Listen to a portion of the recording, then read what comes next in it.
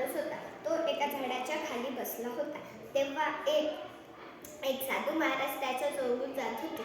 तर तो गरीब माणूस त्या साधू महाराजांना म्हणाला, महाराज, तू सांगा बरं, माझ्या भविष्यात लिहिलं तरी काय आहे, कारण मला 2 वेळचं खायला अन्न सुद्धा मिळत नाही. मग त्यांनी ज्ञान लावले आणि थोड्या वेळाने डोळे उघडले आणि त्या गरीब माणसाला सांगितले, तुझ्या भविष्यात आता इथून पुढे फक्त 20 भाकरी लिहिल्या आहे. याच्या बदल्यात तुझ्या भविष्यात काहीच नाही. मग तो गरीब माणूस म्हणाला, महाराज, तुम्ही ज्ञानी आहात, तुम्ही विज्ञानी आहात, तर असं काहीतरी करा की आता 20 भाकरी मला आताच्या आता मिळावं.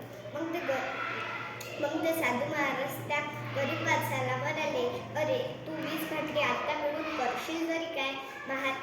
मग तो गरीब माणूस महाराजांना म्हणाला की, महाराज, तुम्ही त्या 20 भाकरी मला आता आणून दिल्या तर बरं होईल. मग त्या साधू महाराजांनी आपल्या गुरु शिष्यांच्या मदतीने त्याला 20 भाकरी आणून दिल्या. 2 वर्ष गेली. 2 वर्षांनी ते साधू महाराज त्याच रस्त्याने जात होते. त्यांना आठवलं की आपण एका गरीब माणसाचं त्या जागेवर भविष्य सांगितलं होतं. चला आपण त्या जागेवर जाऊन पाहू तरी त्या गरीब माणसाचं काय झालं. मग ते जाऊन आणि तिथे ते पाहिले की ते आश्चर्यचकित झाले. कारण ते दंग होऊन गेले. कारण त्या गरीब माणसाचं आता मोठं घर होतं.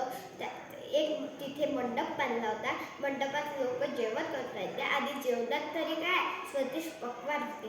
मग ते साधू महाराज तिथे त्या गरीब माणसाकडे गेले आणि म्हणाले, अरे, तू तर खूप गरीब होता. मग त्या 20 भाकरी तू एवढा धनवान कसा झाला?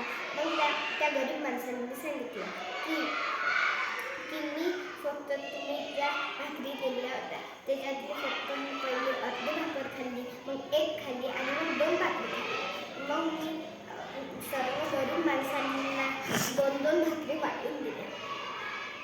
आणि मग लोक माझं हे कार्य बघून लोक माझ्याजवळ जेवण आणत गेले आणि मी वाटत गेले.